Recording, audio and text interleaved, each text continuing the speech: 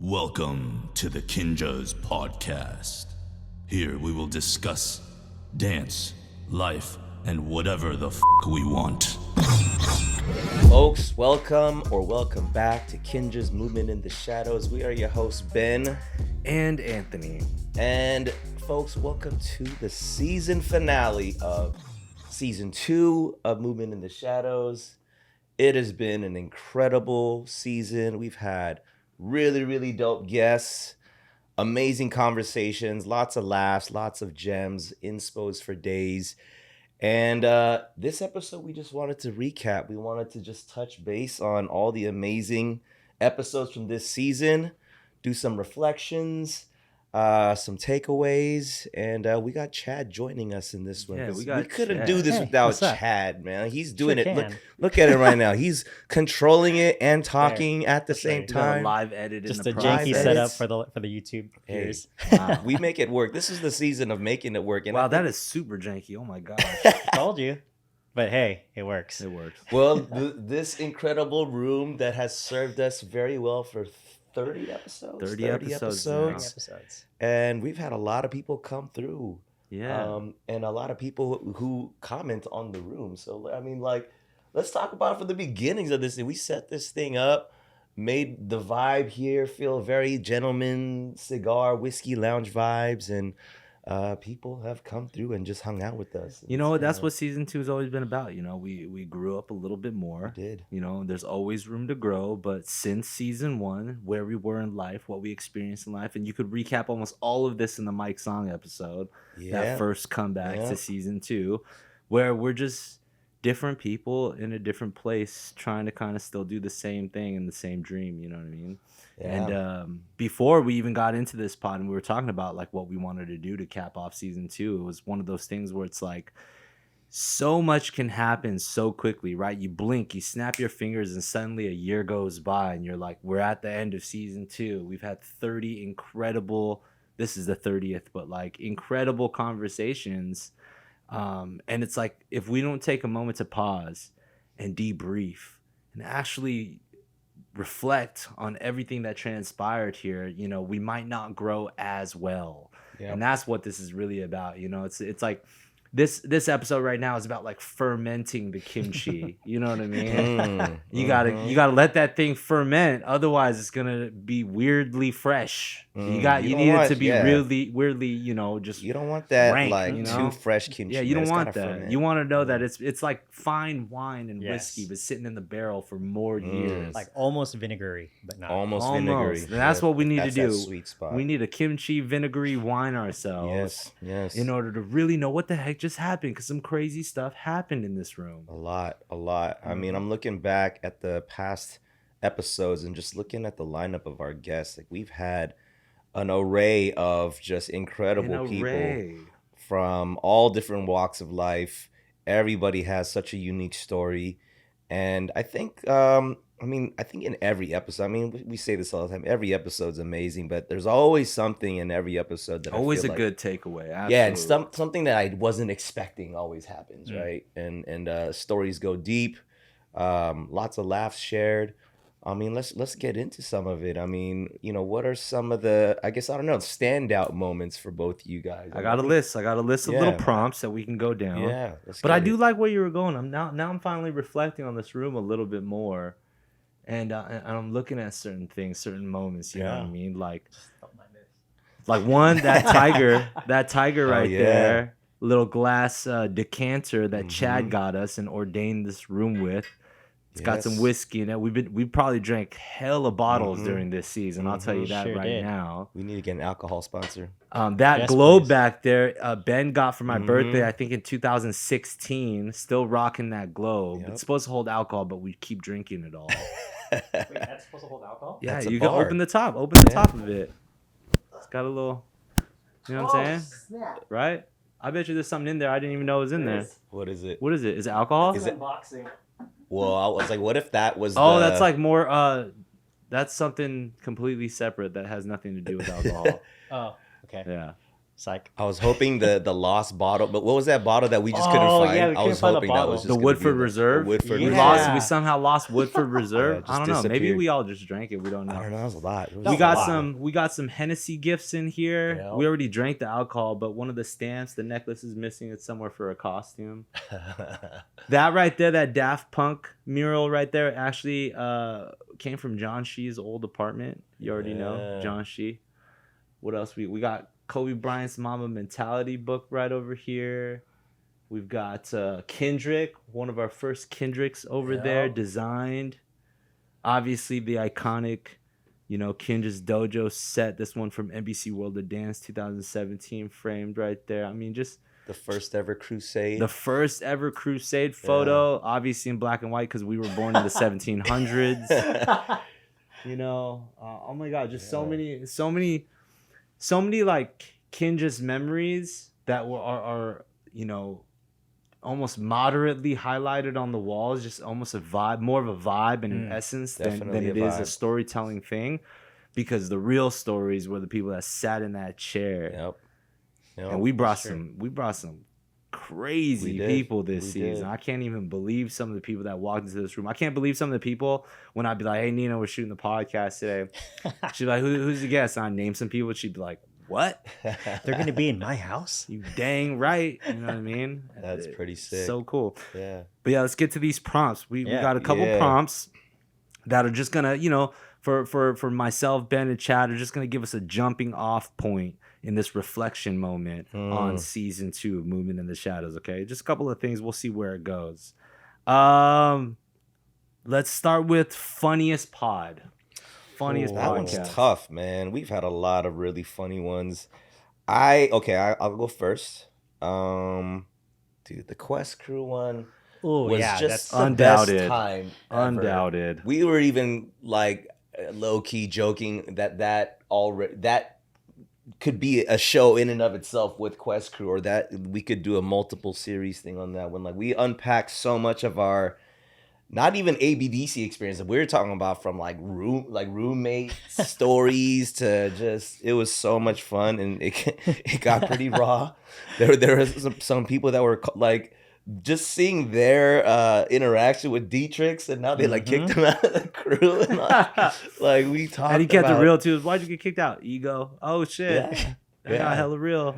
And it was so cool to have a conversation with homies. And I think that's also the thing too that we learned in this, is that a lot of times you'll only have certain types of conversations when it's a thing like a podcast, where it's like that's what we do on these things. So you don't really go deep with even your close homies unless it's the right platform to just like you need the get into format. it. You need the reason, Yeah. I remember what is it, 2015 we did ABDC. This is 2022, we're shooting these podcasts. 7 years later, I'm 7 years apologizing for Yeah. for my antics, talking some junk, you know what I mean? Oh man, it was good to relive the ABDC That's some days. growth right there. It When you look is. at your like mid 30-year-old self and you're like, I Wow. should probably get this off my chest and say this the right way. Thanks. So that means it was just like in you. You wanted to get it out. I feel like something that I learned in this podcast was the therapeutic side of, obviously the guests are, unpacking some of their life stories, but then there's a therapeutic thing that happens for us as hosts too. doubt. Like being able to sort of like flush our toilet, so to speak, and like, talk about certain things. I mean, the Flush our periodics. toilet. I've never heard that analogy. Hey, sometimes Flush our you just gotta toilet? flush the toilet, get All that right, junk fair. out. You know what I mean? Get the And- junk out. and let it flow through the pipes and out into the yonder, the great beyond. But like, I feel like learning about your journey with Poriotics to That's one of the prompts I have here. Literally, most therapeutic episode. oh, okay. Let's are we get right getting into that. Now we're in well, unless Chad's got a 'Cause funnier yeah, one than obviously. Quest. I feel I totally agree. The No, Quest Quest for episode sure. Yeah, for sure. I was cracking up the whole that time. one. Yeah, Yeah, the that one Quest takes episode it. almost felt like it was their show.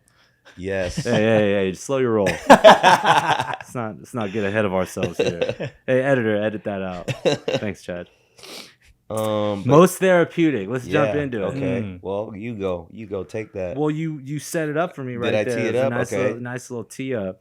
Definitely definitely that Poriotics episode. I know it wasn't just for me. I know that wasn't just Oh, yeah. therapeutic for That's me. true. For There's some sure. in the comments too. We had some interesting comments in the Yeah, videos there. and that was a recent episode we just shot too. Yeah. But same thing, right? Like, obviously we bring guests on the show, and it's like kind of more or less about the guests. I say kind of because it's supposed to be a conversation, not supposed to be like just an interview, right?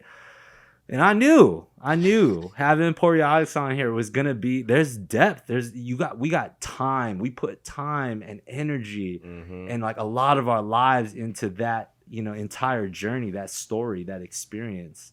Or for some of us, just the chapter of life, whatever the fuck it is, you know what I mean? But there was so much, and even like you just said, like until you have the format of something like a long, conversation in podcast form, like you're not going to have that type of topic come up. You're not going to just sit there and of semi-sober mind bring up these deep-rooted Semi-sober experiences. Mind. That's a great way to put it. Right? Semi-sober. Semi-sober, that's true. So as much as it was unique and refreshing and fresh in general for even like Chad and Charlie to sit down and recap something's been consistently been so huge for y'all, I too was, just these memories and the experiences and all these times suddenly started like coming back to me like, wait a minute, I did this shit too a little bit, you know what I mean? Definitely not as close at all to what they did, but just knowing that, like, and validating that it happened, just acknowledging in the interwebs, in the wide beyond, It's true. that it fucking happened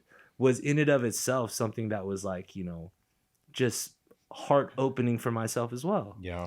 Yeah, it's like one of those stories where it's just like some people only know it and it gets lost in time, but it's actually out there now. And people know what happened for that have tuned in. And it's like just bringing out stuff that people didn't even know happened. And So that it's makes crazy. it real. Right. It's true. Yeah. So after now we're unpacking the episode that you were on. So how was that episode for you, like in reflection? I mean, the episode was really fun, just coming from the other side of the room to this side of the room. Rather than, because I feel like normally I'm just like semi-spectator, and it's cool just being like in the audience, just like witnessing everything happen. But like being in the seat, it's really cool, just like engaging and then like talking to you guys and seeing like reactions happen as you're speaking, because it's like that's real human to human kind of talking, and that's how you get more of the emotions and feelings out of it. And I feel like we especially got that out of Charlie guy on that episode, because talking about like therapeutic, it was like stuff was brought back from the past that like we just forgot about as people and human beings because it was so long ago, Yeah. I remember Charlie even saying how he felt that he was finally ready to talk about certain things. In That's what I was about to say. I bet you like a year ago, Yeah. Charlie wouldn't have been able to have those conversations. Right. And just like where we're at and just who we are as people now, it opens that ability for us to just be real, And we actually got messages from Can. That's true. Yeah. Right. Yeah. Shortly after, and even him just being able to reach out and be like, yo, this was therapeutic for me. He shed some tears while listening to the episode. And it just like, it made something that he literally said this, and he posted about it too in his IG stories. And he talked about like something that was so, in one sense, through some of the experiences, weighted, heavy and painful. Like it was easier to almost like compartmentalize some of those memories and push them away and suppress them to get past it, to be able to move and grow past it faster. But being able to sit here and years later just flesh out a lot of what happened was able to, even for him, remind him of not just the hard parts, the hardships of the journey, but the journey in general. That also came with an abundance of like phenomenal stories and successes and lifelong memories and relationships, So he was able to even unpack by listening to that. And that was crazy to be able to, same thing, after and outside of the pod, still have the effects of it and the therapy of it transcend. We're actually gonna, or me and Charlie are actually gonna have lunch with them like sometime in the next couple of weeks. Oh, great. we can. Yeah. That happened because of the pod, didn't it? Sure did. Oh, Dope. shoot, Dope. dude. Yeah. That's cool.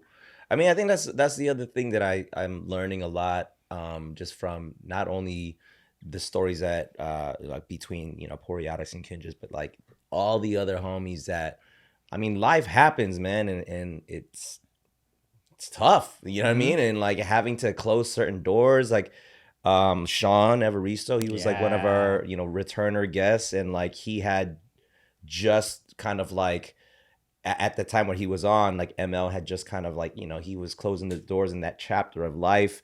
And I believe this was his first time ever really opening up about it. And like, there was a lot of emotion there too. And I felt like he was processing a lot.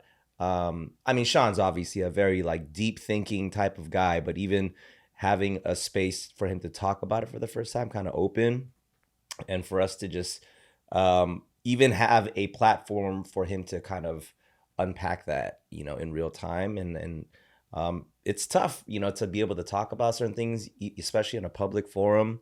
And when we talk about things that close or chapters that close, things that have to shut down, oftentimes we look at those things as like failure in some way, but then not.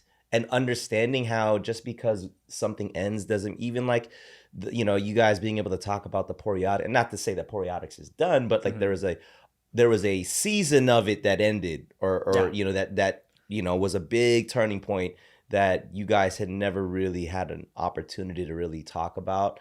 And then it's like, well, here we are. We're talking about some real stuff, and let's just let ourselves go. And then just being able to, in the humanity of all that, find healing, find closure, find the ability to like move on, and then like be like, hey, let's have lunch. You know what I mean? And being able to just like keep it moving. And it may not always look the same, but like that's life. Life evolves and life changes. You know what I'm saying? I think we saw a lot of that from the guests that we've had.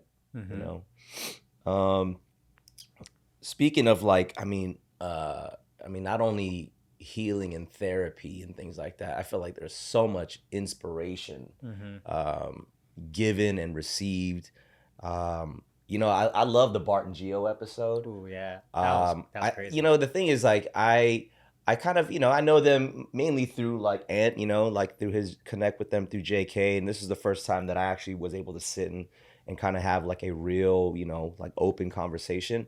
And I always, I know what they do from afar. It's like, it's like, yeah, you got Barbell, JK, you guys are just like killing it on all these levels. But I remember in that episode, the thing that really stood out to me was just the strength of their marriage, their relationship. And I was like, man, like, it's, yes, you guys are impressive in your output, but like the fact that they were like cheering each other's cheerleaders, you know what I'm saying? And the way that like they have this respect for one another, it really showed me that like, that's how you guys are able to do all that other stuff, is that you have a very strong foundation in the relationship. And they even talked about the low point in their relationship where they were like, we were about to call it quits. And I was like, oh shoot, you know what I mean? And how did you weather that storm and then come out from that even stronger? And then again, just being vulnerable and open enough to talk about it, here was really, it inspired me, because it just made me feel like, man, well, one, you're human just like everybody else, but then learning how to navigate out of that storm, because a lot of people don't, and no shame in that either. Some relationships just don't fully work out in that way, but they were able to push through that. And, seeing where they're at now I thought that was a pretty dope, like, learning experience for me to be able to just kind of receive that. And I know you're super close to them, but I felt like even for you learned something, even in that conversation. I learned they're hella whack.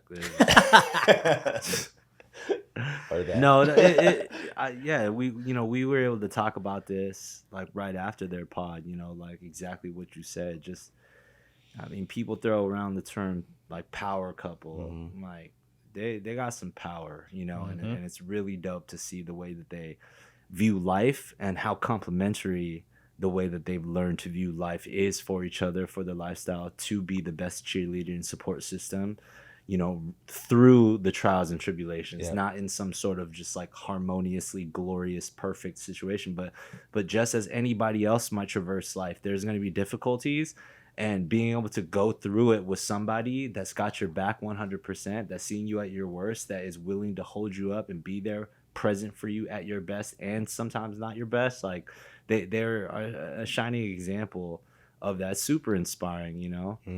I mean, we talk about inspiring, like when we brought Sean Liu onto the earlier part of the pod, at that time frame, he was just shooting the first season of the Fox show he's on, The Cleaning Lady. Yeah. And right now, at the tail end, while we're filming the last episode of season 2, he's back in New Mexico and he's filming season 2. Wow. That's wild. Like, isn't That's that crazy? tight. Like, Yeah. talking about like where he was at, his journey, what he was trying to manifest with his goals. And we all know Sean thinks it and wills it, it will be so times 10. Like, the boy is amazing, right? But to really live and you know, see and witness and know that that's happening, and then just be like, there's no greater, like, dang, you go, man, like you're doing it, everything you want to do, you're doing it, and then some. And still doing it. And it's like, that's the power of, you know, energy and putting that manifestation power into the universe, like being able to witness it. Yeah. And for us too, right, like having the podcast as a vehicle to take one step outside of what's actually happening, to be able to look at what's happening and talk about it, to be able to put into words and to peel back the layers and evolve that experience. Like, watching his successes is nothing short of inspiring. I mean, you know, until we start doing season 3, you know what I mean? That'll be the same thing, when it's like, we know that what we're doing here is powerful, is impactful, it's helping somebody out there, and it's purpose for us to keep going, you know? You know, I was reading some of the like the comments or the reviews that were left on the pod. Something that I guess, well, it's been one of the goals. We wanted this podcast to be more than just a dance podcast, right? Where we just talk about dance with dancers, and sure, of course, that's our world, and you know, we're gonna be most knowledgeable, you know, in that field, but for people to acknowledge that this goes beyond just dance. You know, we're talking life, we're talking mindset, we're talking struggle, we're talking, you know, business, like, you know, so many different people that we bring on that have so much knowledge in all kinds of areas. And I think that itself to me was something that made me just encouraged, and just it kind of fueled me to just be like, we are doing something right, and we're feeding a larger purpose than just talking about dance. Not to say that there's anything wrong if we were just talking about dance, but I think that's something that it just really occurred to me that, like, this is bigger than That would us. get so boring. Imagine we had to talk about dance Right? every Yeah. episode. I wouldn't listen to that. No way, dude. I can only talk about waves and tuts so much. Yeah. You know what we can talk about? We can talk about another toast. Oh, Heyo. we can. How many toasts do you think we've done on this season? The crazier part is how many toasts did we not do on camera and Yes. Very still true. did? Because I think that's like 5x. Yeah. Any alcohol sponsors out there, feel free to hit us up. Holla. Yeah, because we're on the cheap stuff now. Yeah. We're on the Espolon because Hey, I love Espolon. we got to go Me bang too. for bucks sometimes. There's no guests here, so we ain't got a front. You know what I mean? Yeah. We could just Yeah, drink dude. cheap stuff and get away with it. Exactly. Here we go. Like, what do you guys think is in our Tiger Decanter right now? I don't even know what's in that right now. I know what's in that. That's the cheap stuff because we knew we needed to look dark and not necessarily have to drink it all the time, but it was an emergency backup. So it's That's true. Jameson Double Black Barrel. Oh, I was gonna say for people on YouTube they could guess, but Oh, hey, everybody on YouTube, guess. hey, Black Barrel's good, Also, though. I like whatever Black this Barrel. commercial is, mind the volume and purchase it. Yes. Yes. Cheers. Cheers. Cheers, guys. Hey, we're doing it. We're doing it, and We're we're still doing We're it. still doing it. Now it's Still the end, dude. doing We're it. retiring. All right, what's next on the prompts? All right, here we go. Mhm.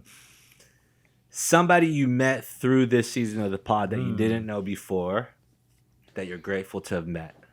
Obviously, we're grateful for everybody we didn't fucking meet, but for the sake of the prompt and the question, somebody in particular. Chad, you go. Oh, I was like, you met Chad on this pod? I learned who Chad is on this pod. That's true. I've learned many different sides of Chad through this pod, though. That's for Oh. real. That's for real. Ooh. I need to unpack that quote. That Yeah, quote we right can there. talk about that too. I mean, I wouldn't say, someone I met, because I wouldn't say someone that I just met here, but I feel like someone that like I've seen in passing. You but then got to know, yeah, totally. That's yeah, fine. to unpack. That's I like would, everybody. yeah. I loved listening to Amber Lou's pod. Mainly, Shout out Amber. yeah, Yeah. because it's like I'd always see her in passing at Complex, and we always like work out together, and it's like, hey, what's up? See your dogs and stuff like that. But then like her coming in here and then talking about like just the fact of like overworking kind of stuff, and then like the power of saying like no to things and stuff like that. At that point in time, I was just like, yeah, this resonates with me a lot, because I was just like doing a lot of stuff in life back then. Right. Still are, but we all are. So I was just like, wow, this one, I vibe with this one a lot. Yeah, Amber's a real one. I loved because I mean, so she was a returner, so this is her second time on the pod.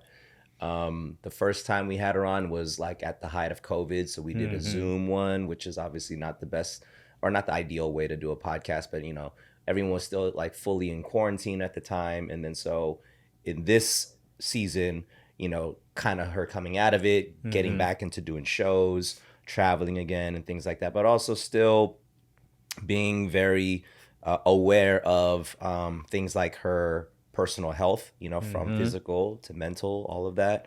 Yeah, she talked about things like, you know, burnout and things like that. And then also doing things for herself, creating for herself, allowing herself to express herself in the way that she authentically feels like this is where she's at in life. Like I thought, I loved all that. I think all of us can resonate with that, you know, to some way, shape or form, especially coming out of, COVID really did a number on everybody. Yeah. Like I think everybody had to rethink literally everything, right? Yeah. You know, from like who we are as individuals to what do we value to like, what am I actually going to start putting my energy now moving forward into whatever this, you know, new season looks like. And so, yeah, I definitely vibed on the Amber episode. Yeah, Amber is a real one. I think I was so pleasantly surprised by how down to earth as a human being she is. Just like my in terms of my radar, I've sensed no faking of any funks. Yep. Everything that she had that she gave us, you know, was willing to share with us. Like felt so honest and so genuine. So that type of energy it's really an honor to be around. I'm so thankful that she joined us. Yeah. What about you? Man, this is tough. I would say, yeah, because I would say a lot of people I didn't really know their story. Man, you know, I'm gonna have to give it to the Bart and Geo one, man. I think again, it's just I consume the content, I follow on social media, and you know, just front facing, you get, you know, the performance, and not to say performance as if it was fake, but you get like the content, the output.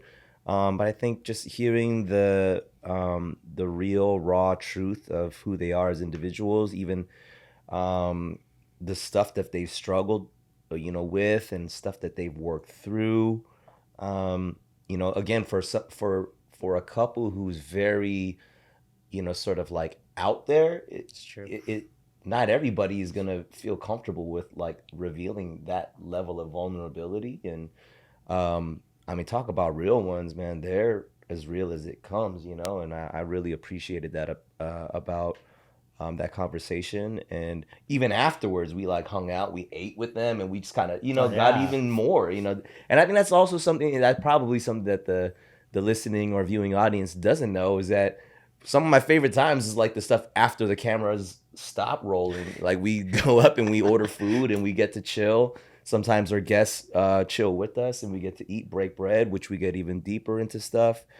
Think should we just do that next time? We just have a big ass like mukbang. That's just we could. It's not a bad idea. Sponsor us, please, everyone. Yeah, we need food sponsors, alcohol sponsors. No, I would say, yeah, I think the Bart and Geo one. I'm gonna put that one as mine. Yeah. Ooh, That's that 2 was a good votes. one. That's 2 for Ben right there. I think for me, somebody that I didn't really know, but really was just such a pleasant experience for me, was actually Kevin Tancheroen. Yep. I think also just knowing that he was like the one, you know, dude that we couldn't get because of some scheduling stuff, so we had to Zoom with him. So I was already like, man, I hope I can feel an authentic connection, because you know, everything's so two-dimensional and just like through the screen. I hope the internet's good. You know, we ran into some issues with that, but yeah, I didn't know I was gonna be so inspired, straight up. Like, I know what he's done, I know what he does, I know what he's still doing. I know I'm a fan of it. I know I've been a fan of everything he's been a part of. I know the things he's been a part of, but to just hear it in sequence, you know what I mean? And then You know what it also felt like? It felt like, especially because, you know, he's like slightly older than us too, and a professional dancer turned like storytelling director, you know what I mean? Having to take his own steps, redefining himself, you know, and taking the risk to do things the way he thought outside of his own box. And then that bringing upon the opportunities that would be authentic to his actual nature as a creative. You know what I mean? And that transition from being a pro dancer and like the way he even was like, oh, there's this camera, I'm gonna start recording stuff on tour. And then suddenly like one thing led to another. You know what I mean? Like it felt like his story, his journey is like one step ahead of at least I'm gonna speak personally, just like right in front of like where like I didn't know I wanted to step in that those directions, but I too want to step in similar directions. You know what I mean? Whether it's abstract and conceptual or exactly what he's doing, it just it felt like he was just like almost that young who was doing things like one step in front, and you're like, like it can be done. And that inspiration is so powerful. Not just the glory of somebody so untouchably far away, but sometimes it's the people that are like right there that show you from you know, A to B. That's it. Not even A to Z. It's just like the next letter, and that gives you this fire inside you. Like, yo, I just got to keep trudging at what I'm doing and the things that I like to do. And I feel like that was a huge part of his story. I was upstairs, passed out on the couch. Oh yeah, that was the one episode that Chad didn't actually have to be in the room, so he was just and he just got his bartending license, so he went off. Yeah, normally I make drinks and have these guys test it, but they were doing the pod, so I was testing drinks myself, and they came upstairs. That's a huge thing. Season 2 is also, you know, indirectly related to Chad getting his bartending license. Chad became a bartender. Therefore, us constantly just having like cocktails available. Yeah, I'm not mad. I'm not mad at that at all. But you know, like another thing that I realized, and I'm just looking again, just at the variety of guests, and I don't think we were necessarily trying to be like, yo, we got to talk about representation and inclusion, but it just ended up being a lot of guests that spoke into that, you know, from like, you know, Morgan Hennessy Shea to like Alyssa Navarro.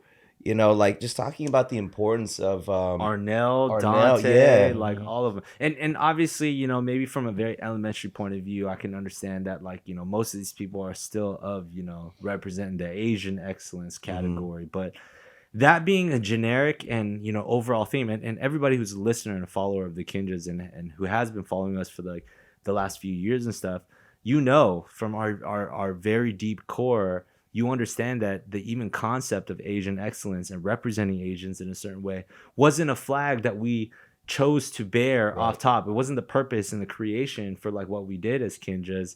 It was something that we learned and developed and realized was something necessary to take part in championing. You know what I mean? So the idea of even representation is still like, it's still such a powerful and unique experience and an opportunity for us to even be able to bring forward more stories about Asian excellence, because I still don't think that there's enough of that public knowledge in the world to show people, hey, like somebody that looks like me, somebody who's been through what I've been through, you know what I mean, is out doing the thing that I could only dream and imagine.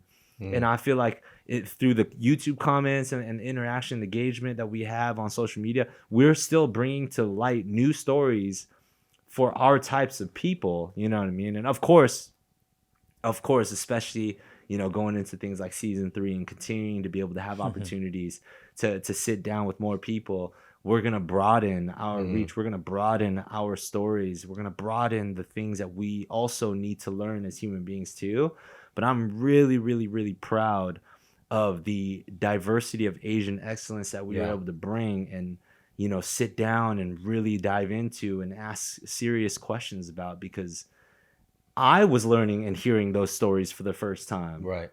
And we know these people, you know what I mean? So I can only imagine how many people out there have still yet to be fully exposed to the true range of what our people can do.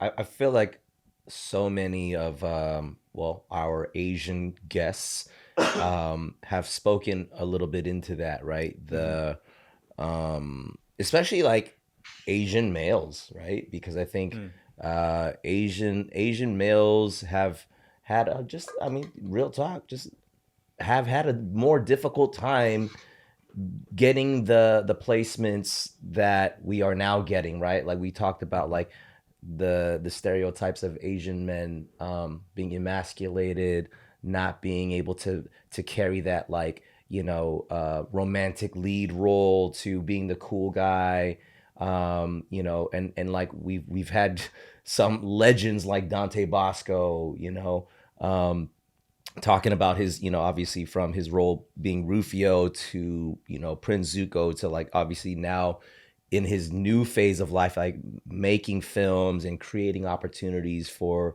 the next generations. And it's cool to like just like the fact that we have a platform where we can deem these so-called legends, or the folks that have really made an impact for the Asian American, the AAPI community at large, especially in entertainment. And that's why we're talking about things of representation and why that's so important. I just was really like humbled and excited at the fact that like we were able to, and again, it wasn't intentional. It wasn't like, who can we invite that's going to be able to like paint this picture that we have, you know, already planned. It was just like, nah, these are the people who have really done things to inspire us, that, you know, we know have inspired an entire generation of people out there. But like, you know, from like the adoptee stories from like Kevin Kreider, like Dan Matthews, like it was just like, whoa. Like I don't personally know a lot of even adoptees, other than like, I mean, you know, we have our brother JD, you know, but like just to even understand that there's a whole like real, just community of people that just from a variety of different life experiences. I'm like, man, like a lot of these stories were just like, you know, laid out here. And I think it's just really cool to know that this space afforded that. Yeah, even like going back to Dan's story, how he was saying they have like a whole festival where like adopted people just like gather. I was like, whoa, I never knew about that. Right. So, yeah, just being able to even open our minds, our ears, our eyes, and our hearts to learning about different communities, right? Whether like the trans community, you know what I mean, through Morgan, the adoptee community through Dan, you know, even Arnell expressing things about, you know, how his journey to find comfort in coming out and being comfortable with who he is, and you know, the LGBTQIA community in general. There were so many broader stories that represent so many different people that, like, you know, if it wasn't for like, hey, who are we comfortable bringing into this room to just chop it up with? The MS community with Danga. Yeah, like we would be less Yeah. educated people if we didn't get a chance to sit down with people that were directly involved in those communities, right? Even the unhoused community, and being able to talk about that with EIX, you know, and Homie Made Meals, like they were just, it just gave us this podcast gave us this beautiful, fortunate opportunity to sit down and dive a little bit deeper to the things that are outside of our own world, our own, you know, small bubble of what we are and who we are as people, and just, you know, made us grow up a little bit more. And that was such a cool and powerful experience, you know? Yeah. Here's one. What's a most memorable moment of season 2? Jeez, what does that even mean? Most memorable, like, okay. It's a single moment that like comes to mind that just rocked. Just don't think about it. Just let it come. Let it come. Let it come. Most memorable moment. I mean, I already know mine. Oh, then go, Yeah, Chad. go Take ahead, it, buddy. Take it. I mean, mine would straight up just be like Mike Posner's episode. Oh, that was just like, that's a whole other. That was an like, experience. Talk about that one forever. I mean, going from like seeing him on stage at Coachella to like a week later him being in the same room with him and him telling a story, and in story breaking into songs.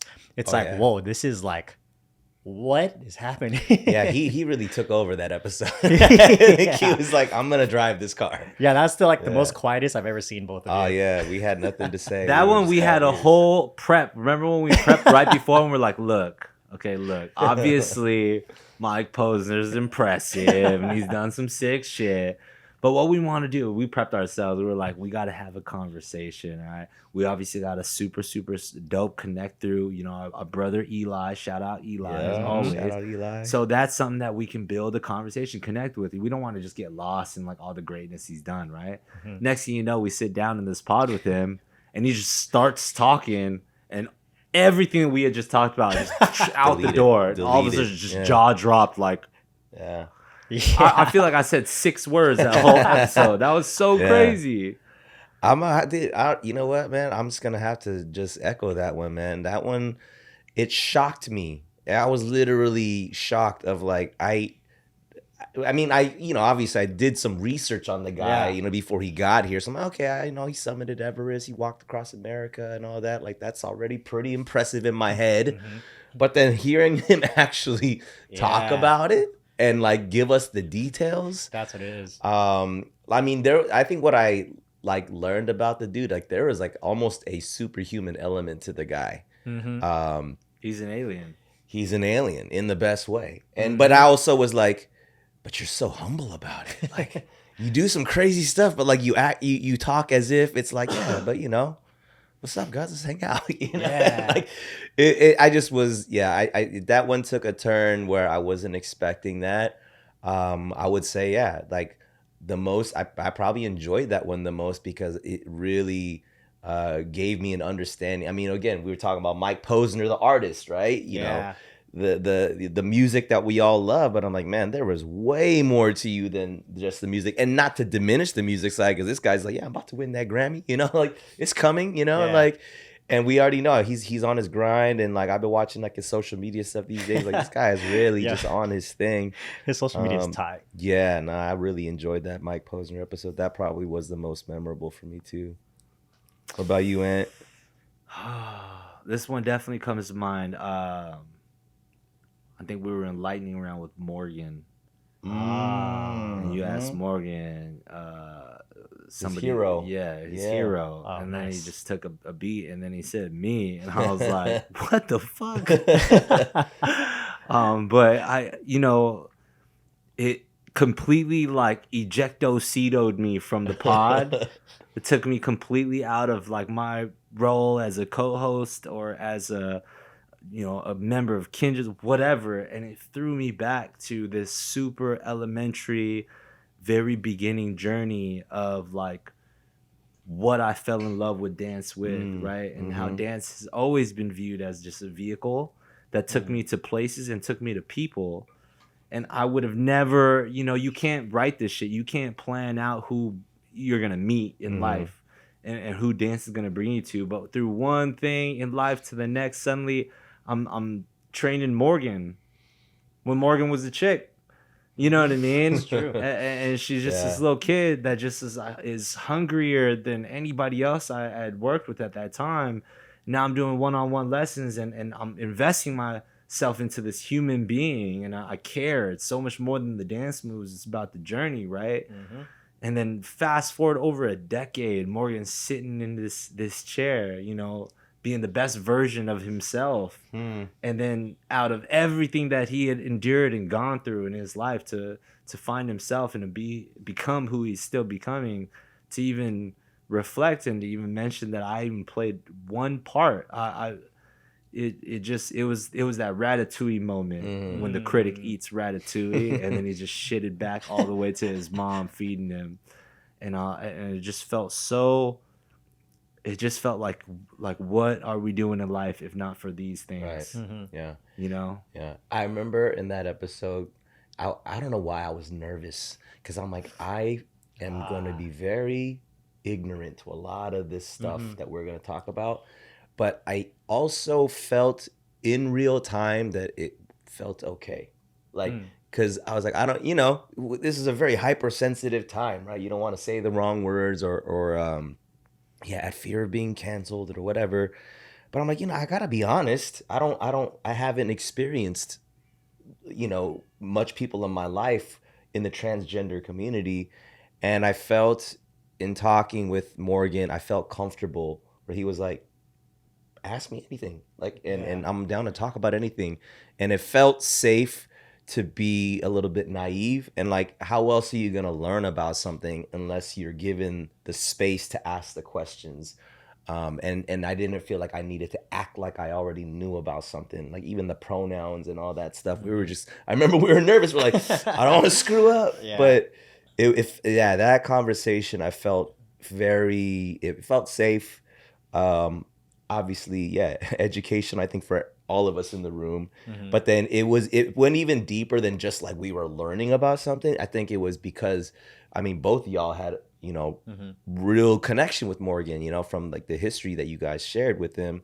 And so, it just, to me, all like holistically, that conversation was like, it just felt really good. And I'm so glad that we had that one. That was a really good one. That's a good one, Yeah. Let's roll right into, how about this, most emotional moment of the season. Whoa, emotional. I have to look at the list. Dude, the Danga episode. Yeah. Dang, Dude. absolutely. I definitely, Yeah, the Danga Started to feel the episode. tears a little bit. There was that one moment. Mhm. I remember I know, nearly I broke know. down in Yeah. tears. And she was talking about, I think it might have been after ABDC or NBC. It was one of them. Yeah. Where she looks at Michael at Impact, and Shout she's out basically telling him, like, he's got his old stuff that he's got to do in this journey. And if he wants to break up with her, it's all good so that he can go do his thing. And then he's just like, what are you talking about? Are you crazy? Yeah. And that shit hit home Yeah. so deep, Yep. like a sharp knife. You know what I'm saying? Yeah, I mean, well, again, shout out to Impact. I hung out with Impact actually like about a month or so ago, and then we actually talked about that time when Dinga came on, and I just was able to express to him. I mean, talk about movement in the shadows, bro. I mean, like I don't think any of us knew the extent of what he, what his life outside of rehearsal space is like, his girlfriend battling MS. And then, I think what Dango was even talking about was like her battle with MS isn't just her battle, it's his battle with MS, right? And because of their relationship. And so I told him, I was like, bro, I have so much respect for you. I mean, I always have, but like, and the the fact that he never, showed that as like a thing that was like a handicap for him to, hey guys, whatever. Like he did his thing. Like Impact's a man, you know what I mean? Like he do what you gotta do to like take care of your stuff, but then be there for your girl. Also just and I was just like, man, I got like just a way deeper level of respect for you, after like having that conversation with Danga. So yeah, that one was an emotional roller coaster, I will say. Yeah. And I gotta say the Arnell episode also had its pockets. Yeah. That the Arnell one was a huge one of those. Same thing, right? Like we've been saying since the beginning of this episode. Sometimes it takes a long form content experience, like a podcast, to get that opportunity to say things that you just wouldn't say in casual conversation with somebody that you consider your family. We're as close as brothers. We've known each other for so long, but until you choose to intentionally sit down and be prompted by conversational material that is like, is so much bigger than even the people involved. You know what I mean? And to even like as a crew, as an organization, this predominantly male organization, to even have our moments through the journey where like, we get to internally have things that make us grow as people, and for Arnell to sit there and talk about, him being the only, gay man on the squad, and what that experience was like, and how he chose to view and participate in the experience, but then also even as part of that experience for us to sit here and hear things in ways that we'd never heard before, not because we're not perceptive or because we're insensitive, but at the same time, maybe because we're not perceptive and insensitive, you know what I'm saying? And we just need to learn more and ask more and listen more. And this pod just gave that space for all, not just for him to speak, but for us to listen. Yeah. That was such a powerful thing. Yeah. Did you have one, Chad, or did you What was the prompt on most emotional one for you? most emotional? I'm gonna see how long I can hold this. No, I mean, realistically, it would probably just go back to the episode I was on with Yeah, I was for the about to Periodics say. one. Yeah, I was about to say has that. to be that because I would say it'd be a toss up between the one with Danga and then the Periodics one, Mhm. just because like with Danga, it's like that or she's saying what happened to her in perspective would impact our brother, right? And then on the Periodics episode, it's almost the same thing where it's like I get to see or listen to a perspective of Charlie guy, same thing, how he was feeling through a certain amount of time and how the things that were happening to him was happening to like a whole bunch of other guys as well. Yeah. So it's like you can ask every other guy on Periodics what happened at that point in time, and they That could have includes me. When he says every guy on Periodics, Yeah. he Including means me Anthony. I too. learned that. I learned Including that. I learned it too, and I think the other Level 3 Periodics are learning performance. that too now. I love Yeah. how on that video someone was like, "Yo, I looked at the level 3 performance. Anthony, you're tall as fuck." Yo, that being one of the comments hella got us laughing, man. Because it's real and it happened. It's true. Hey, to Chad. Hey, to us. To Chad. Specifically to Chad on this one. I'm not drinking to us. I'm drinking to Chad on this one. But yeah, going back to what I was saying, it's just like you can ask every guy on the squad at that time, and they could have their own perception of what happened, but we all shared something that happened. Man, what a journey. What a journey. This is like the last day of school, you know what I mean? Like, this is where vitamin C graduation, like, cues, like, as we Yeah, this go is senioritis on, happened early. We remember. I can't believe we actually sat down with 29 different guests in that chair. Right? We should tag Esfalon on this one. Hey, Esfalon. Hook us up. Shout out. That's fun. That great bottle of tequila that you get after you buy the expensive one that you like. Yes. Exactly. Hey, to Chad. To Chad. To Glad Chad. Glad me. Chad. Here we are. We just spent a shit ton of money on his bachelor party. Oh my goodness. I appreciate you guys. Let's talk about the bachelor party now. I didn't know it was going to be that much, but I knew it was I gonna be bet you fun. we could do a whole podcast on his bachelor Oh party. my Yo, that goodness. was wild. Hey, Usher was lit. Usher was lit. That's my favorite part.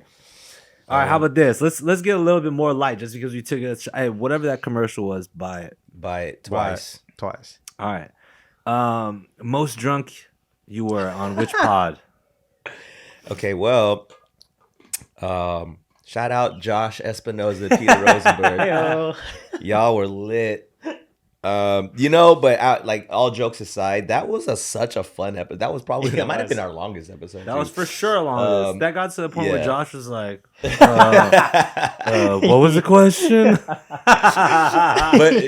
but it was so fun because like that, again, we go back to dance community is kind of our roots. We go back with Josh, from the dance space, but then obviously him, becoming a chef to opening up his own restaurant, and like he just is like he's on his own, trajectory of on the up and up, and like he did that during COVID. Like he opened up a restaurant during a pandemic, and so I think there was so much that we unpacked there from what prompted him to even take that leap of faith, because that was a huge risk that he took. Yeah. And so many businesses shut down during COVID, and some opened up, like Sampa, Yeah. and hearing like his story with Peter and Jenny, and like just like a homegrown project that turned into a full blown dream come true. And they're continuing to like evolve, and they're about to move into the new space soon. And I just remember that conversation just being so much fun because there was just so many stories that for whatever reason we just found a reason to cheers to, and So many cheers. so many cheers. So I'm gonna throw that one into the ring as my many shots, many sips in that episode. I What about mean, you, Chad. it's again another toss up between I would say that episode with the Sampa episode and the Periodics one. On the Periodics one, I just felt myself slowly starting to slur my words and getting more open later into the episode. I was like, you know what I mean? And then back to Josh's episode, because at the time I was like bartending for them for Sampa and also like trying to make drinks for like their menus. So I was like testing out drinks that I could make that night, and then so to serve it at Sampa. And so that's when we were drinking hella ube cocktails. cocktails. That's why I made the ube rum chata. Yeah, the ube Yeah. rum I chata. love that one, dude. That one's good. That's dangerous. It's very dangerous. It's all the dangerous drinks. And all the green tea shots. Oh, so good. Green tea shots were dangerous. Yeah. Wow. You can make some with this guy. Ooh. I just touched his butt. Yeah, you did. I would say, man. I mean, obviously the Sampa episode was just lit. Sampa was lit. Pretty lit, dude. But I would say, for me, actually, it was the Jackson episode. Oh. I feel like I got toasty on that, and it was funny because like 9 out of 10 times the guests will come in and would just be like, hey, if you want to drink or anything, like this is that pod, like this is literally at my home. We're in a gentleman's lounge, you know what I mean? Mm-hmm. That everybody's welcome to as long as you feel comfortable. And, some people will be like, absolutely. Some people will be like, no, I'm good, whatever. And, we just read the room. Obviously, if your ass is young, we're like not asking. It's not a big deal. Even though we made Sean Lu drink. That was a funny moment, actually. I should have brought that up. Wow, I almost forgot about that. But going to Jackson and just being like, you want a drink? He's like, yeah. I was, oh shit, okay. And then one thing leads to, and I can't sit in a room with Jackson without cracking up about something. So it was just one of those days where sometimes when you drink alcohol, you're just like a champ. And then other times you drink alcohol, you're kind of like a chump. And I feel like that day, for some reason, I was like a chump. You know what I mean? It was like 2 shots and I was buzzed, Yeah, you got toasted and you got roasted. Yeah. Well, I'm sorry I didn't invite him to the birthday one was really party. fun for me. Yeah. My bad. He was definitely putting you on blast. And now he's squad. And now like, he's look squad. at that. Look how much life happens in a single Wow. season. Now Wow. that literally, like, he's basically at 30 million followers. Whatever. No, he is now. He is now. Look, who cares? No, point is he's squad now. That's crazy, to see how much life can transpire in a short amount of time. But I was definitely toasty. That one was fun. That one. Was fun. How about this? Wildest stories. Wildest stories. I mean, I don't want to keep going back to Mike Posner. I mean, I think that one takes the cake. I mean, like, my guy's literally done things that only people can dream about. You know what I'm saying? Like, they make movies about people who do stuff that he's done. Yeah, I'm surprised there isn't a Mike. I mean, maybe there is a Mike Posner movie in the works, but like, I don't know, man. His story to me was, they got separate Mike Posner movies. There's like one for like just being an artist. Then there's one for like a cross country walk, like a Forrest Gump. Then there's like summiting Mount Everest, like a vertical horizon or some shit. I don't even know if that was Everest, but point is there's like climbing shit and the thriller dramas. He's lived out like 18 different movies. For real.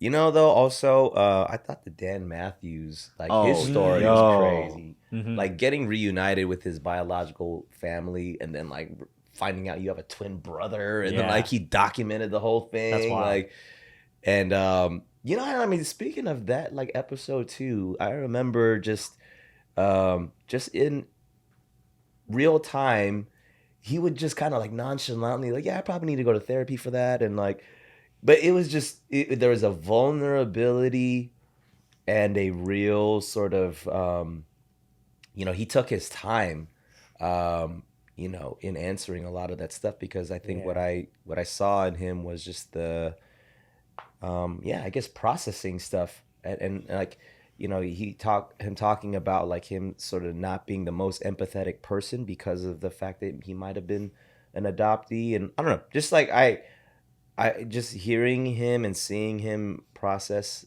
all of that, I appreciated that, because I'm always in a position or in a place where I'm like, you don't have to go there. You could keep it safe for yourself. So, you know what? And we were debriefing about that episode, and I think out of all the episodes and all the guests out of season 2, that particular pod, it was one moment that I had the hardest time figuring out how to ask a simple question. Right.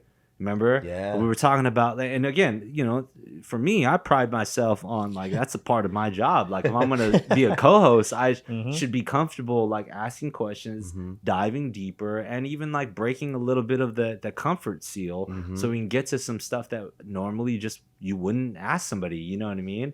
Or you wouldn't find yourself in that position. And I thought to myself, I was like, this is something I want to know, but I had no idea how to ask because I thought, man, is this insensitive? Is this not right?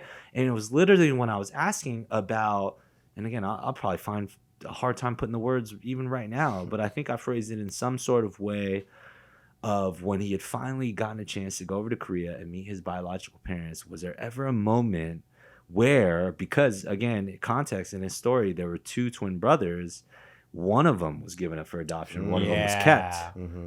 And so was there ever a moment where the given up for adoption son comes back, the prodigal son returns, sees his family where his twin brother is still in connection with his biological parents? And do you ever get that moment where you're like, why me? Why did you choose to give me away? Or you know what I mean? Like, and again, that's such a complex thing that I'm human emotions, but trying to figure out how to even ask that to another human being face to face in a room, eye to eye. Like that was one of the most just, I don't know, like life was checking me as I was trying to dive into a topic. I was actually like so glad that you asked that question though, because I think we were all thinking it. You know what I'm saying? I'm like, oh my gosh! Like in the journey to try and feel empathy, right? So many guests. I feel like 70+% of guests when we ask them in things like the lightning round, where it's like, what can we see more of in the world? And it's empathy, and the answer is empathy. And you sit there and you try your best. You try to rake through your mind and what you've learned and your heart and what you've grown with as a human being. And you're like, I need to empathize. And you try your best to put yourself in the position of somebody else. But the guests that we've had are so incredible in their stories that I'm like, I'm struggling to excuse me. I'm struggling to really get to a true place of empathy because that is so powerful and unique. I do not know how to compute what you have gone through, you know, and specifically Dan's story. I was like, malfunction. You know what I'm saying? Yeah, for real. Well, like maybe for fun, what do you feel like was the episode for someone else in the room that you felt like was either the most impactful for? Oh, I feel like me and Chad already know Ben's. Oh, 100%. All right, 3, 2, 1. Van Ness. I would have said the same thing. that episode, cheers to that bro. one. You know what? Stop talking about being. All right, well, we'll cheers to this first. We'll cheers to it first. 3, 2, 1. Van Ness. I was able to just like. I could just see like from over there, like every time like Vanis was talking about stuff, how much like Ben's eyes were just like lighting up, like yeah. That was the episode where I wanted to get out of my seat and sit next to Chad and watch. Just have popcorn, just. My God, dude. So all right, hold on. Let's do this cheers. Anyone else who's watching this on YouTube or even Spotify or Apple Music or Apple Podcasts, feel free to take a shot with us if you're listening. Feel free to take a shot. Let us know this is a season finale. You know? Season finale. It's a celebration. It makes the listening that much more fun. So I'll tell you what. In that episode, I had almost a similar, but for a different reason. The reason why I was so speechless in the Mike Posner episode, because I'm like, I don't want to say anything because I want you to keep going because there's so much in what you're saying that is just blowing my mind. In the Van Ness episode, there was just so much that I was relating to where I was like, bro, you are literally speaking from my brain right now. And then and there was a moment that when we paused, I think we took like a little bathroom break. And then I just was like able to just tell him real quick. I was like, dude, I'm resonating with you so hard right now. And then like that was actually maybe like that because after that because I didn't know. I mean I met Van Ness in China when we did the 1111 gig. That was my only time ever interacting with the guy. And after that pod, like I hit him up on like social media, and I was like, yo dude, like first of all, thanks for coming on the pod, and I'd love to like continue this conversation. He's like, bro, let's do that. And so like we've yet to do it, but like it's one of those, I feel like there is now a follow-up thing that I'm about to figure out with him in terms of just like unpacking a little bit and that was like there was a therapeutic side of me hearing his story and how like there's a lot of parallels in my own personal life from his faith journey to just like kind of traversing through the entertainment scene. Obviously he's more so in the music but also dance as well, but like there's just so much where I was like, dude, I feel like there's like almost a kindred spirit type of thing here. I almost felt like you and I probably struggle with similar things too, and I was just like, man, like, can we talk offline, bro? Because there's definitely something that I felt very like connected to that conversation. Dude, so. Straight up in that episode, God came into this room. Dude, There was like a physical sensation that I was getting, witnessing. Like that's why it's so like clear to even me and Kat. Like it was, you know what I mean?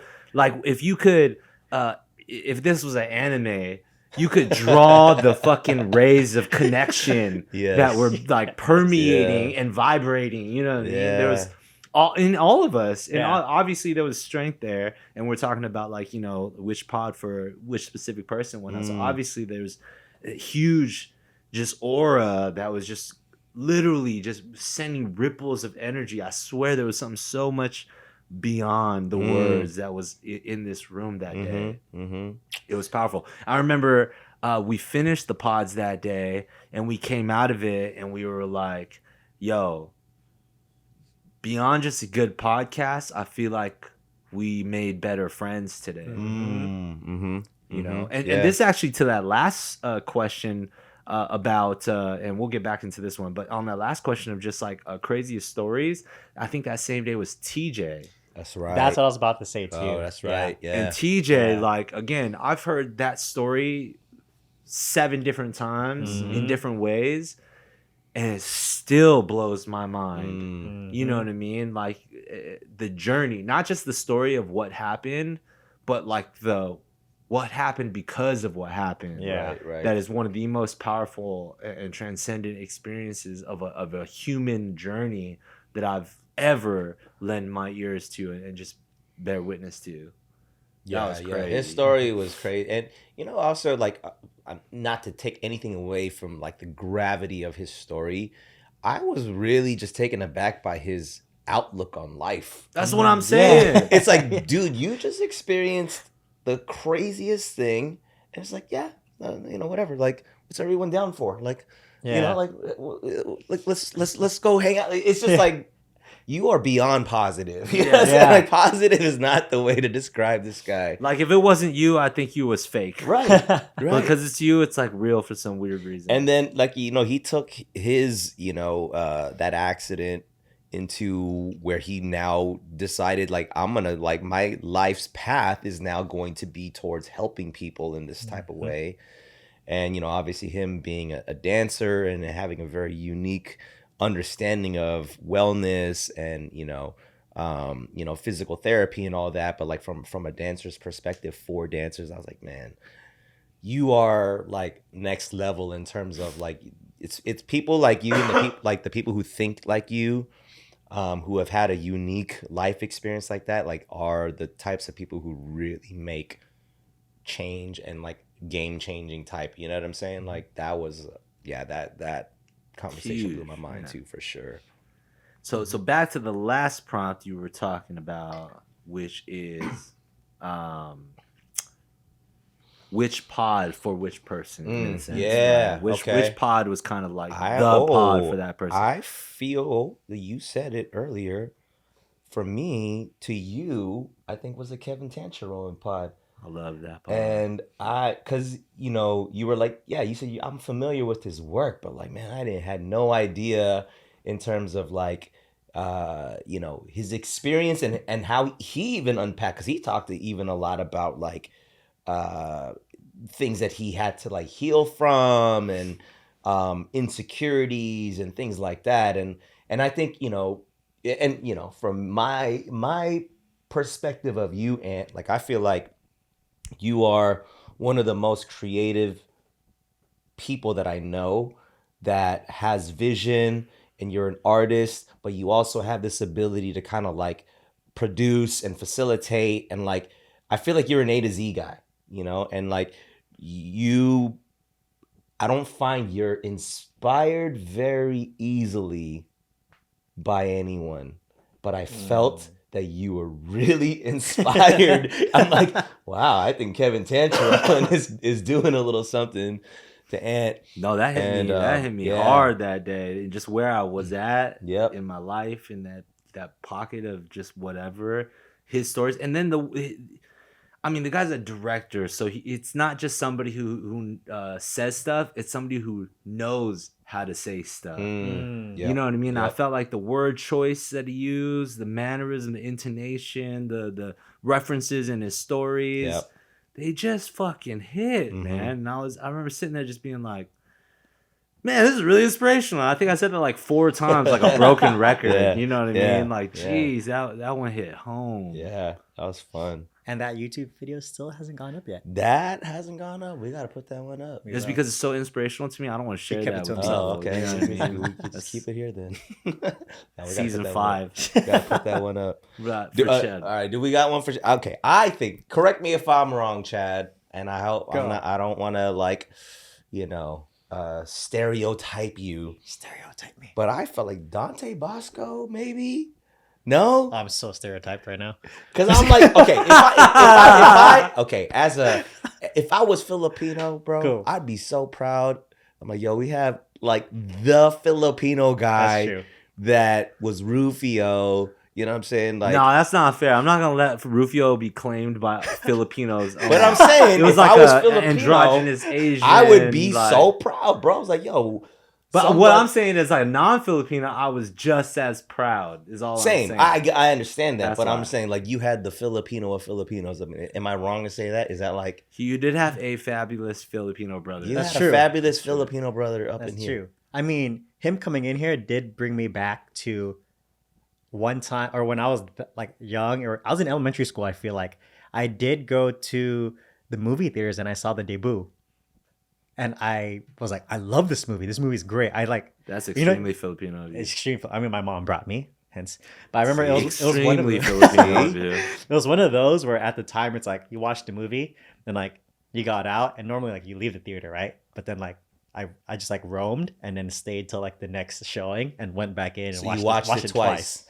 Yeah. Wow. Come on, bro. That's on some life-changing type stuff, bro. Like that's you're huge. Yeah. So you're stereotypically right. Stereotypically right. Stereotypes are stereotypes because in general they're true. Yeah. So are you gonna receive my Are you gonna receive it? Please receive it. Otherwise I'm gonna feel bad. No, I'll take it. I will receive it because it was awesome. It was I mean, I'm gonna say a more obvious, but at the same time a necessary notation was unlike us, Chad was a guest for his own pod. True. So the Periodics one, I feel like, is the most impactful one for him. Because, man, that shit was impactful for me. I can only imagine what it was for Chad. And then also with Charlie, the experience that Charlie had, which was so powerful and unique in and of itself. But in tandem with and in conjunction with what Chad had experienced and was experiencing in the moment with the pod. Yeah.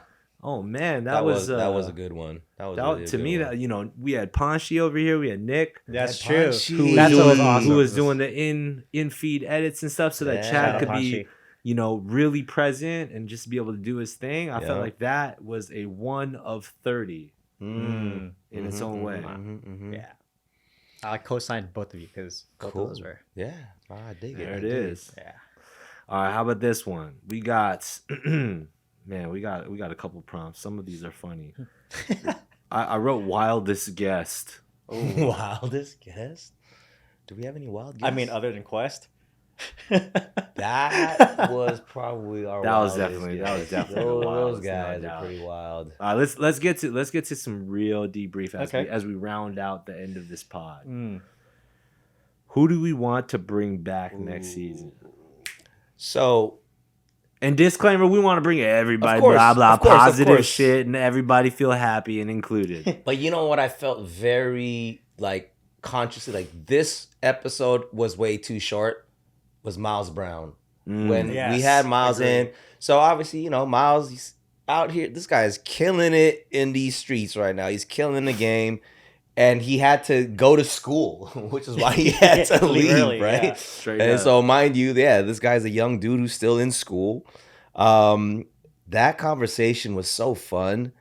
I mean, you know, like unpacking the history that we all have with him, from him being like Baby Boogaloo as a dancer to then we talking about finishing the last season of Blackish to his production company that he started during COVID. And there's so much that he just dropped on us that we're like, whoa, wait, how do we talk about any of this in a way where we give it its justice? And then he even like came and like dropped the whole. He brought his like the Kinjaz mask that he wore in Yeah. for Blackish. They have a Halloween party. He blew up the spot with us with that one. We're like, yo, dude, we haven't had a chance to unpack any of this. We got to get you back. So shout out Miles Brown. If you're listening, watching, we're hitting you up for season 3. Best believe. But I think that Ayo. one was, yeah. I'm like, that one. I'm like, I would love a part 2 for that. Oh, I have some other ones, but I'm just gonna leave it with that. I know. Point at me. I'm pointing at you. Yes. Wait, but you first. The okay. Oh my god! Of course, there's so many answers because of course there's so many people that we want to bring back. But here's somebody that comes to mind. I gotta say this because it comes to mind first. Cloud. Ooh, That was- yes. I agree. Yes. Cloud.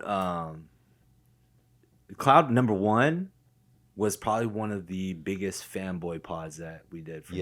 Yes, absolutely. Like I didn't even know I was going to fanboy like that because we've been working with him for years Sure, now. yeah. You know, and I didn't know that. I remember I was talking to Mike Song just after the pod.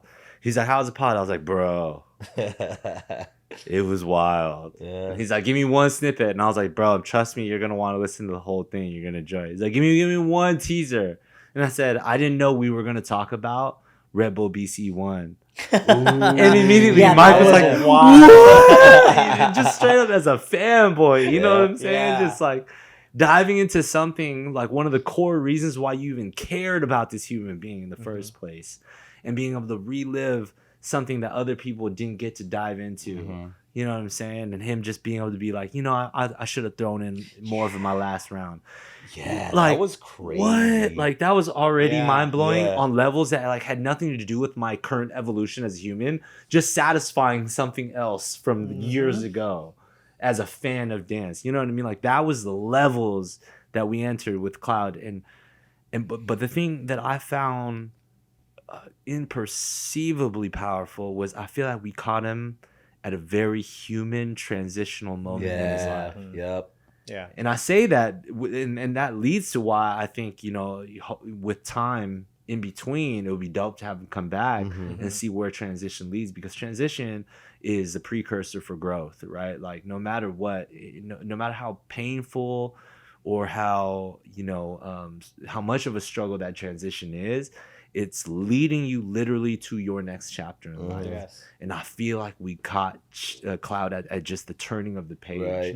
And one of the things that he said, such a brilliant man that's capable of seeing things as they are and as they are outside of where you're at, that stuck with me. We were talking about defining success. Just like everybody, we always ask, like, how do you define success?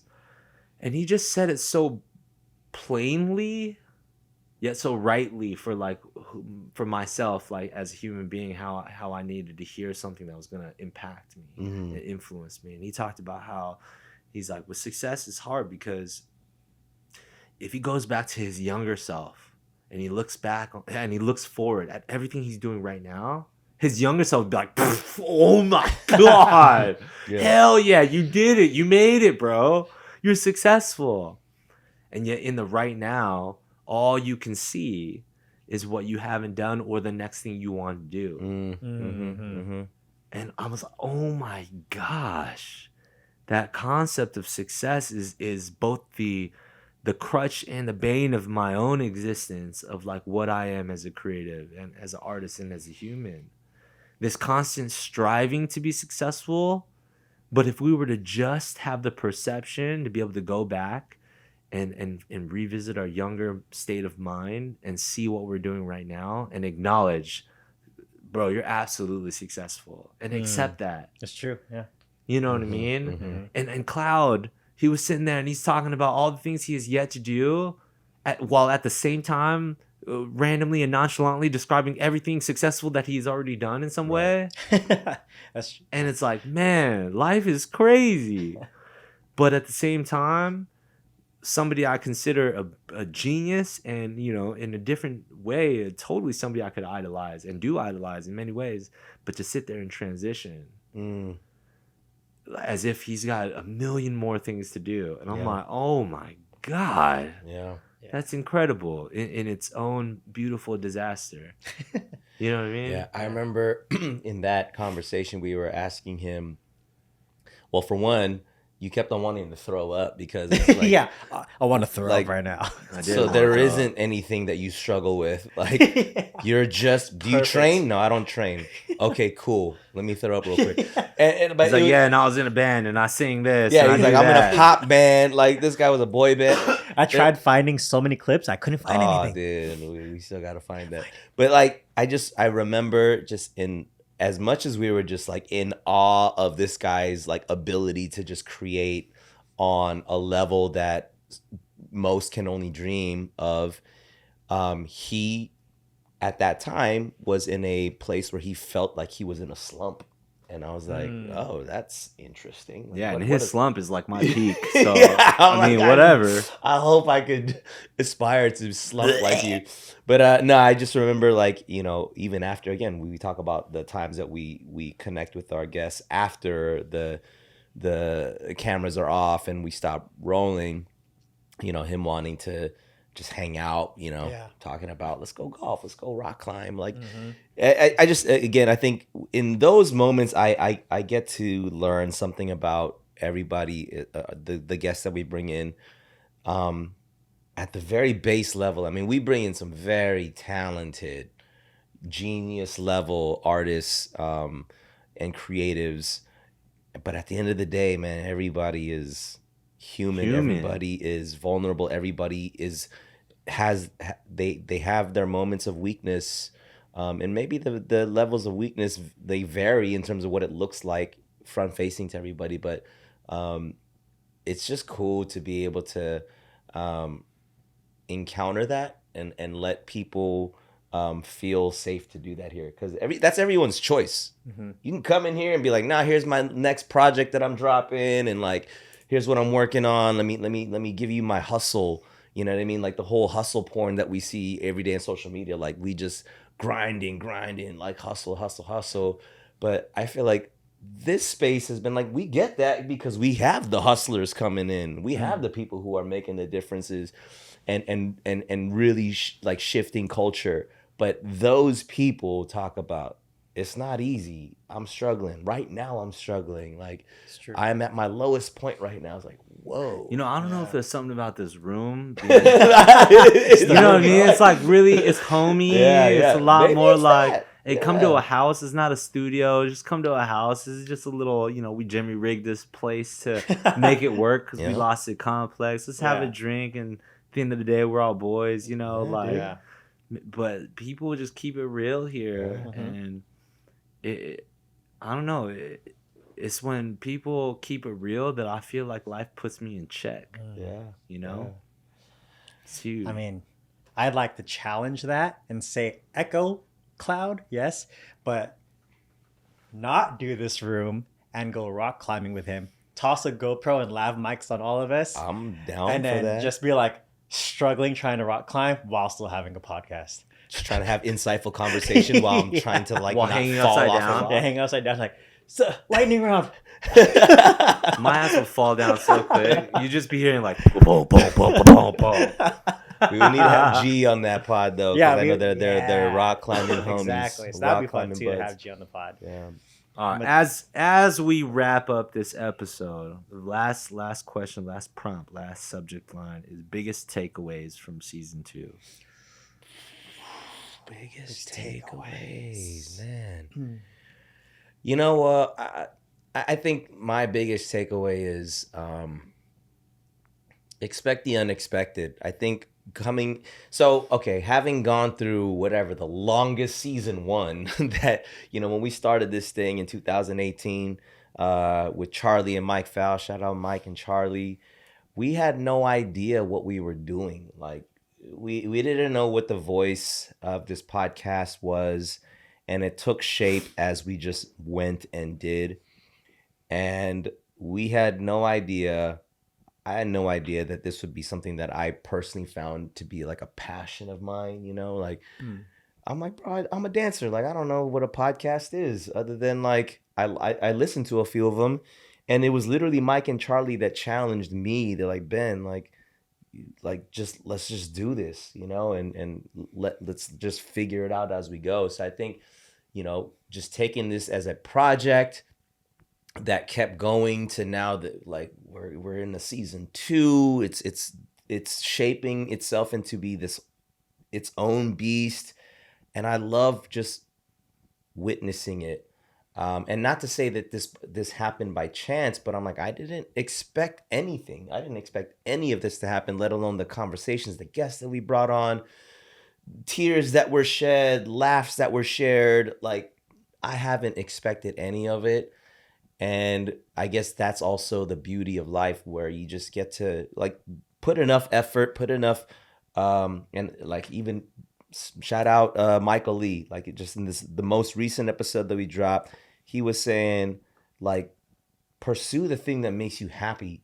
You know, don't worry about the followers, don't worry about your audience and what they want and what they expect from you. What genuinely makes you happy? If you pursue that, success always follows that, because that's where your greatest energy is going to be put into. And I love that. And so when I go back in hindsight of like the 100+ episodes that we put into this thing, I didn't know any of this was gonna come. So I guess just, yeah, what my biggest takeaway is, like, first, love what you do, figure out what that is first, pump everything you can into that, and then let the rest follow. Because I think that's like the journey of life. That's where the sweet stuff comes, when you get the things. I'm like, wow, I didn't even know I was gonna even get this, you know. Who was in one of our recent guests, I think it might have been Dante. No, it wasn't even this was another podcast that I was listening to. But like one gem that was dropped was, dream big, but don't be so specific. And meaning, like, yes, have big dreams and aspirations, but if you're too specific, you might not get what's more. Like, if there's more available to you, just be ready to receive more. And I know people have different schools of thought with that, but I think, you know, I loved that way of thinking, because we talk about mastery here. Like, what is the thing that the 10,000 hours, the 10,000 things that you've, you know, put that energy in? That we've asked that question to every single one of our guests.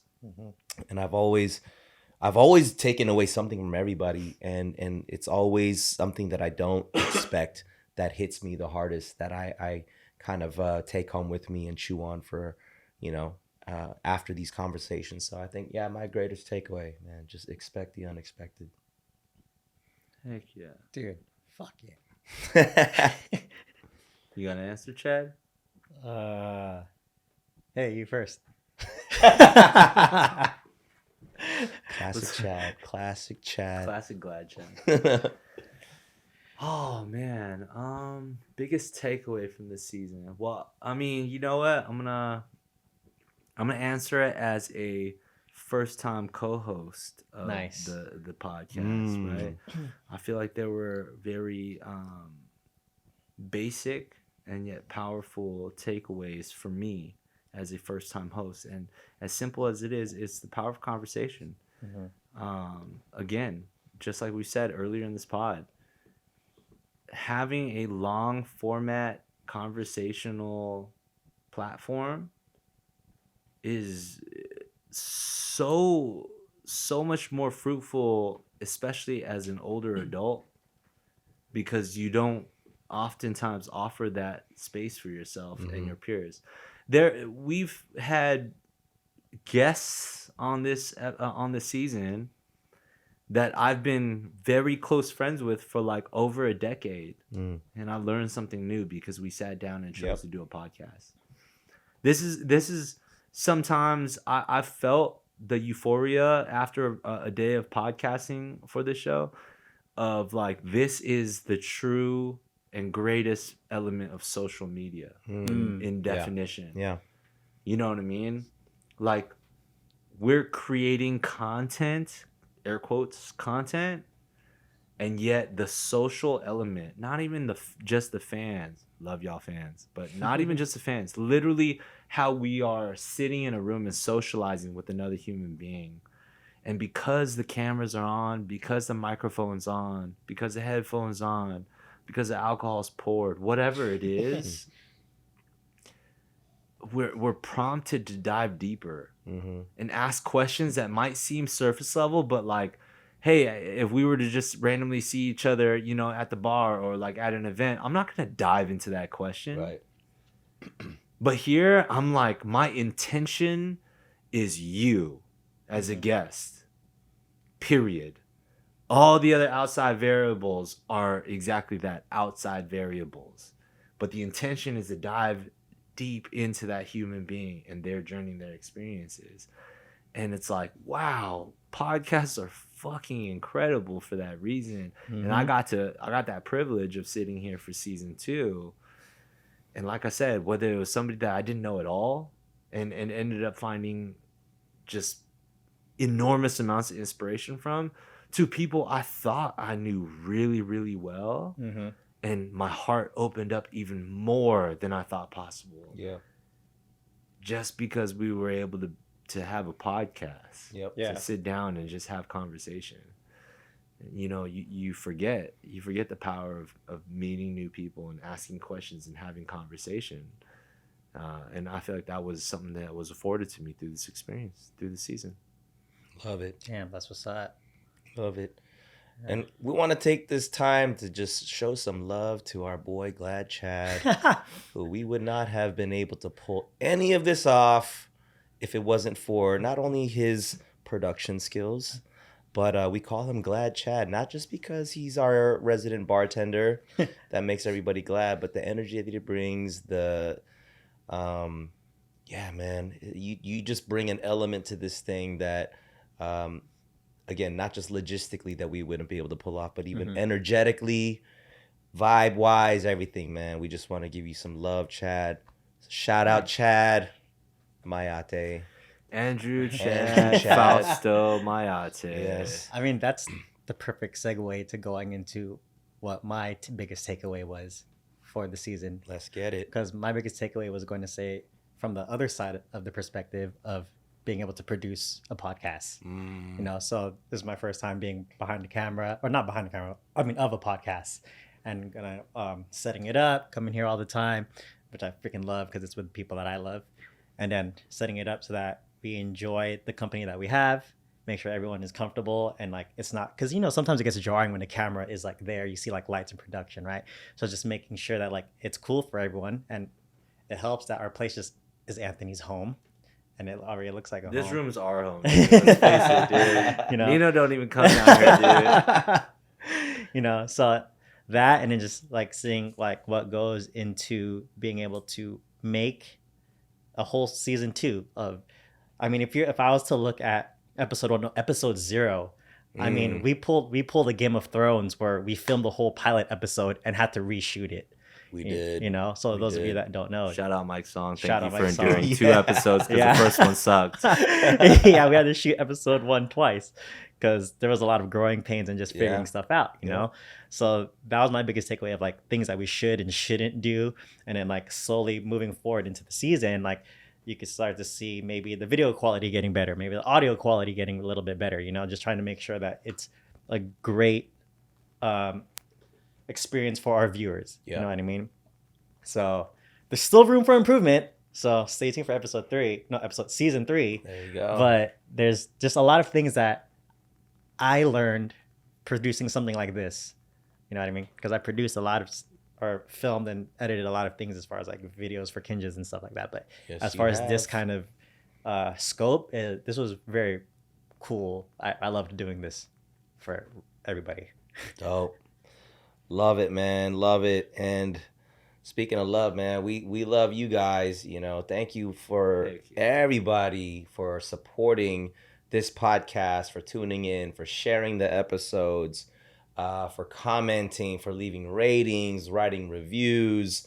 We still get a ton of like DMs and things like that from our older episodes that were from over a year ago. So there's a lot out there, guys. And speaking of season 3, we are coming back for a season 3. Shout out to our partners, Broccoli Productions. We love you guys.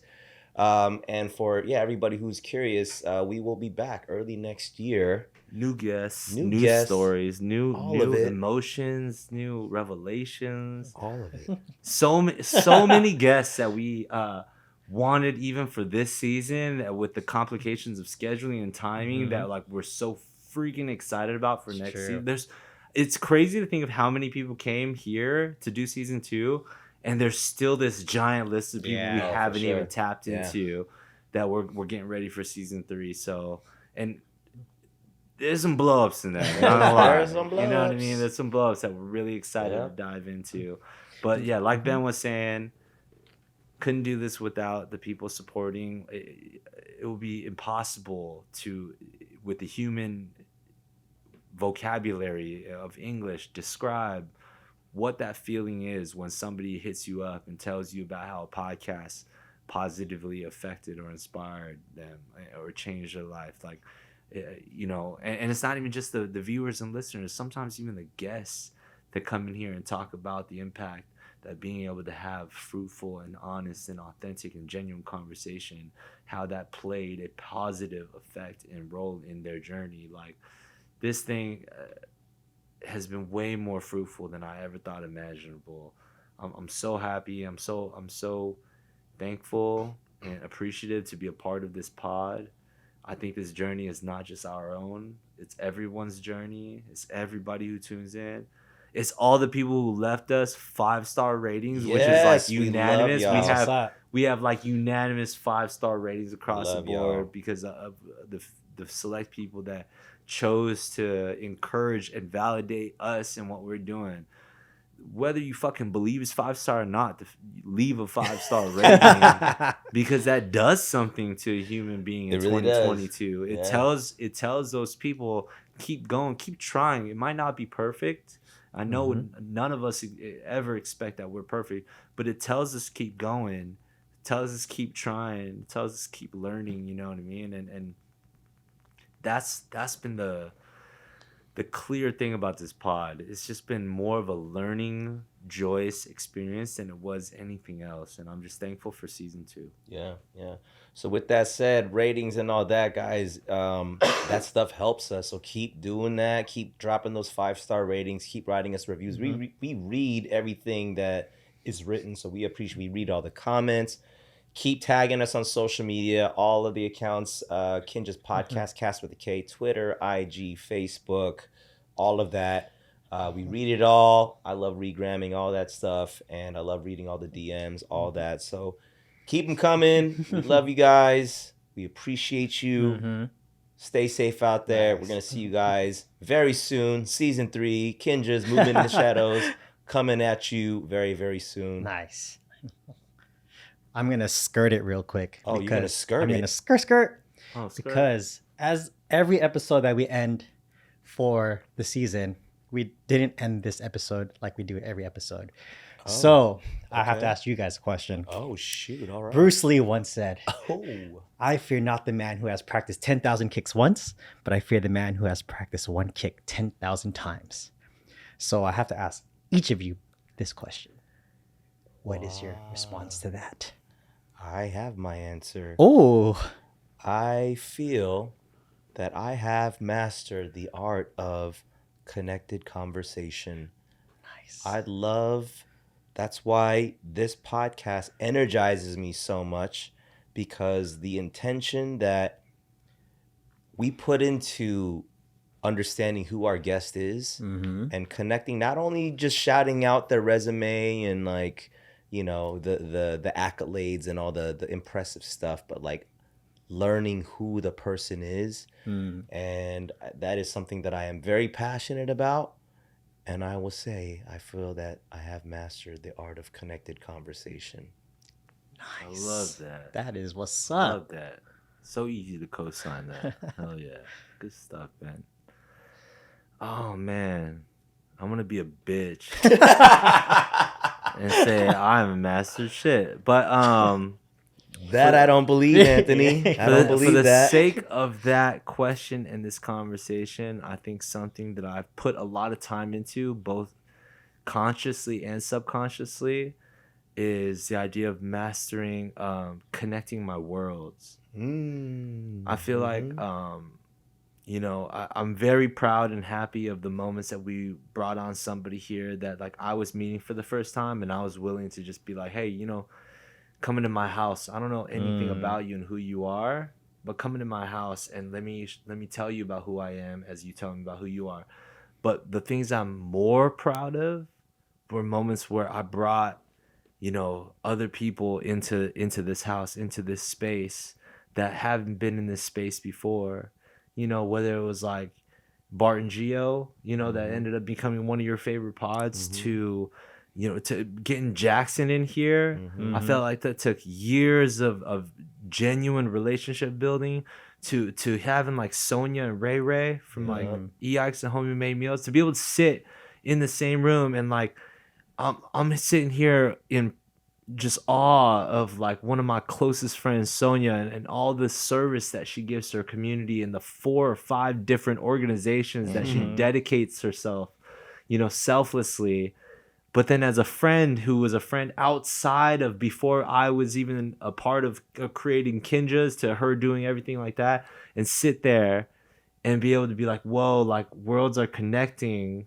And I get to, no matter how grandiose and what famous people we might be able to bring into this pod, I'm still sitting here with people that have changed me and my life for who I am, and bringing parts of my world together.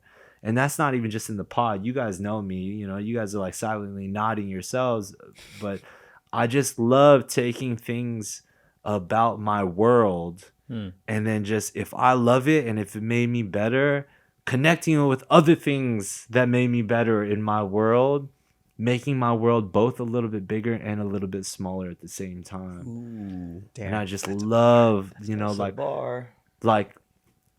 Poriotics joining Kinjaz, you know what I mean? Like the guys that went from that crew and joined in, it's like just making my world a little bit smaller at the same time as the world's growing, and allowing myself to let the world get a little bit bigger. I just love bringing that and connecting my worlds, you know, and that just makes me a better human, you know. It just makes me more empathetic and open to things outside of what I know, because I am a product of my environment. I'm a product of the people that I surround myself with, and that's what I love doing, surrounding myself with good people. And if those are good people, I'm like, yo, let me get those good people to meet those other good people. You know, that just makes my world feel a little bit better. Love it. That's what's I'm gonna up. co-sign that. Man, there it is. Co-sign you that. know?